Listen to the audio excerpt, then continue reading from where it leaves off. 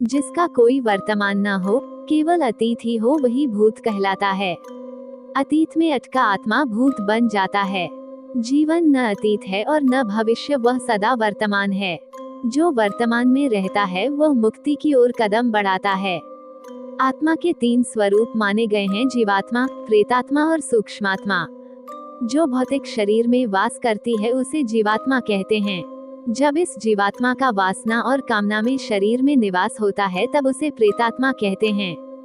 यह आत्मा जब सूक्ष्मतम शरीर में प्रवेश करता है उसे सूक्ष्मात्मा कहते हैं। भूत प्रेतों की गति एवं शक्ति अपार होती है।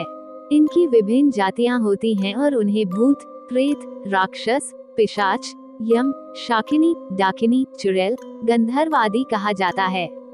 भूतों के प्रकार: हिंदू धर्म में गति और कर्म अनुसार मरने वाले लोगों का विभाजन किया है: भूत, प्रेत, पिशाच, कूष्मांडा, ब्रह्मराक्षस, वेताल और क्षेत्रपाला।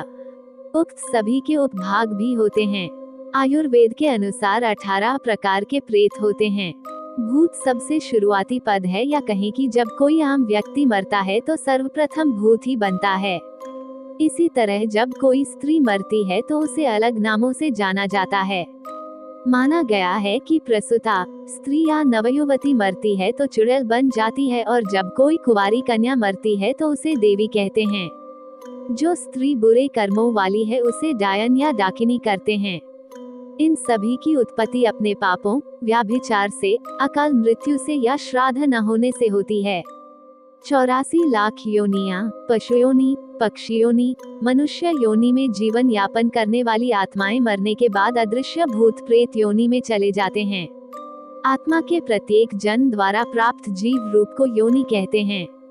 ऐसी 84 लाख योनियां हैं, जिसमें कीट पतंगे, पशु पक्षी, वृक्ष और मानव आदि सभी शामिल हैं।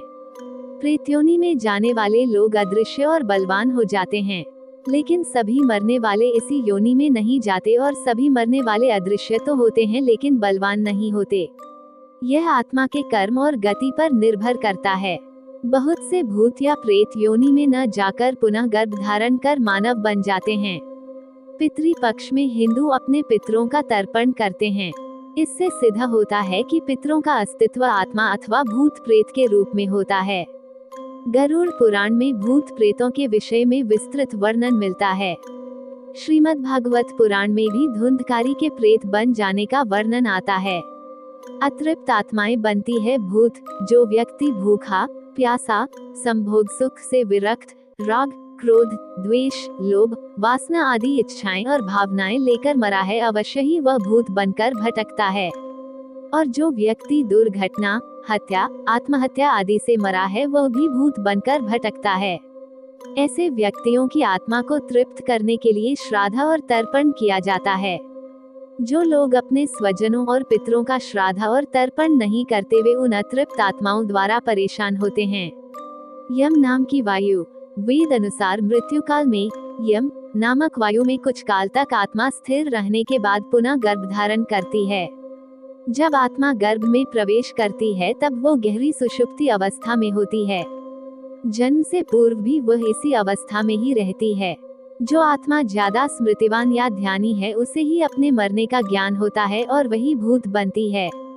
जन्म मरण का चक्र: जिस तरह सुषुप्ति से स्वप्न और स्वप्न से आत्मा जागृति में जाती हैं, उसी तरह मृत्यु काल में वह जागृति से स्वप्न और स्वप्न से सुषुप्ति में चली जाती हैं, फिर सुषुप्ति से गहन सुषुप्ति में। ये चक्र चलता रहता है। भूत की भावना: भूतों को खाने की इच्छा अधिक रहती है। इन्हें प्यास भी अधिक लगती है, लेकिन तृप्ति नहीं मिल पाती है। ये बहुत दुखी और चिड़चिड़ा होते हैं। ये हर समय इस बात की खोज करते रहते हैं कि कोई मुक्ति देने वाला मिले। ये कभी घर में तो कभी जंगल में भटकते रहते हैं।